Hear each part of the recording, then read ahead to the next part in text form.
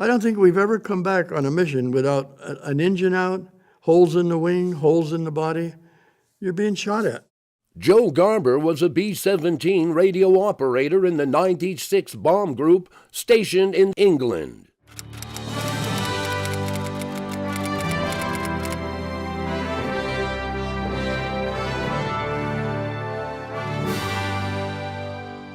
When we landed, we had about an 8 or 10 man crew had to fix the holes and fill the bridge up.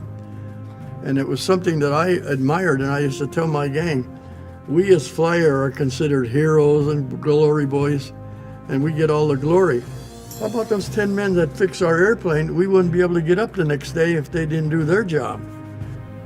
In April, the crew of the B-17 aluminum overcast stopped at American Aero Services to perform some maintenance before heading back on tour.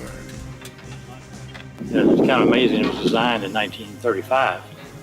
And you think about, when you see a 1935 car, but this was a giant step from the airplanes of that era. Most of them were wood and fabric or metal tubing and fabric covered. And this is all aluminum, all metal. And the biggest airplane they had then was 2-engine airplane. And the Army gave their specifications what they wanted, and Boeing said, we don't think it will work as well with 2 engines, we need 4 engines. So they put 4 engines on it, and at that time it was a monstrosity, sort of. Well, flying this airplane helps me appreciate what it was that those veterans did for us back 70 years ago.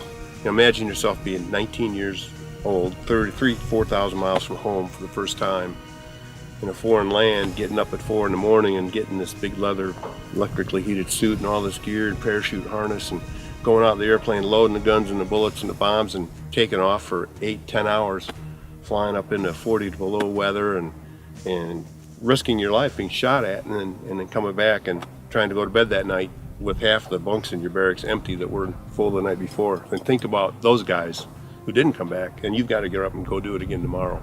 And I have the utmost admiration for that whole generation.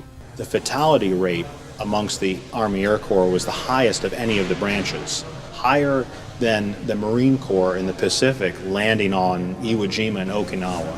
These were tremendous sacrifices that we have to remember. When we'd lose an airplane, we didn't lose an airplane and a pilot. We lost an airplane and 10 guys. And if we had 1,000 airplanes in the sky and we lost 100 of them, look at all the guys we lost. That's 1,000 men in a day. So that's why when that guy came back to his barracks that night that did survive, there were a lot of empty bunks there. He had to contend with that and think about that and then get up and go do it again and again. In my radio compartment, there's a mirror or a window about that long. And when we're in formation, I was always looking out and I'd see one going. And you know what? We'd sit there and say, thank God it ain't me.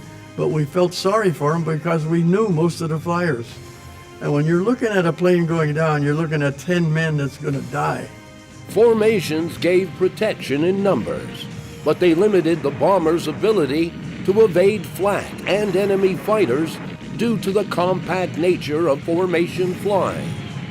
As a bomber, you don't have a maneuverability. You're going to stay at your altitude and stay straight, and the Germans are going to hit you. So the only alternative we have is to grab the .50 caliber and try to fight back. Now that's a little nerve-wracking. I have the distinction with the radio. My gun was facing towards the tail. And with the, let's see, ball turret, 2 waist, that's 3, 4, 5, 6 of us are firing.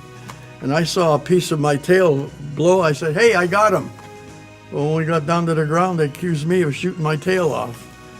But you're firing at their plane. You don't know where the hell you're going. But yeah, I'll admit, you're pretty nervous up there because, well, you're fighting an enemy. He's trying to kill you. And we can't, there's no place to hide.